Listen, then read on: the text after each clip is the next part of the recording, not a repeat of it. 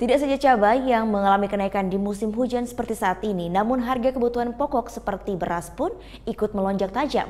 Kenaikan harga beras ini diakibatkan stok beras di sejumlah gudang kosong. Beras mengalami kenaikan sejak akhir Desember tahun 2017 lalu hingga awal Januari 2018.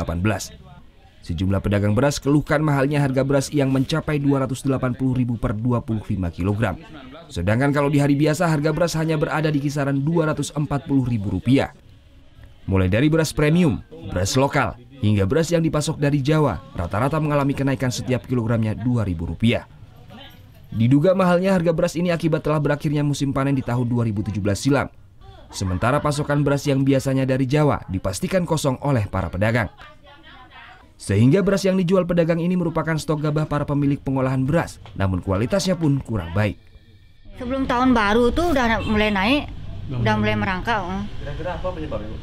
Karena belum panen, dan cuaca musim hujannya tuh agak gagal panen dikit. Ibu sendiri pasokannya dari mana kebanyakan? Dari sini aja, dari Alasangker, lokal aja. Tapi kalau Jawa sendiri nggak ada pasokan? Warga pun berharap kenaikan harga beras ini pun bisa segera diatasi oleh pemerintah daerah. Ya, harapannya harus diturunkan lagi. Ya. Pak sendiri biasanya beli berapa, Pak? Ya 10 kilo lah. 10 kilo. Dan kalau harganya sendiri berapa dulunya? Dulunya 106 ya. Yang ini 5 kilo itu cuma 55 dulu. 55 dulu. 10 kilo sekarang menurun. Ya, menurun dia 5 kilo. Kenapa turun? Karena Ya. nggak cukup uang. Ya belum ada gajian nih. Oh gitu. Beras habis. Oh gitu. Belum gajian, paksa yang 5 kilo. Diperkirakan kenaikan harga beras ini akan terjadi hingga akhir Februari mendatang. Ini dikarenakan saat ini para petani di Buleleng baru memasuki musim panen. Putu Wijana melaporkan untuk NET. Thank you.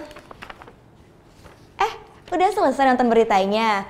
Jangan pergi dulu dong. Subscribe dulu dan nonton tayangan lainnya di sini. Subscribe, nonton lagi. Subscribe, nonton lagi.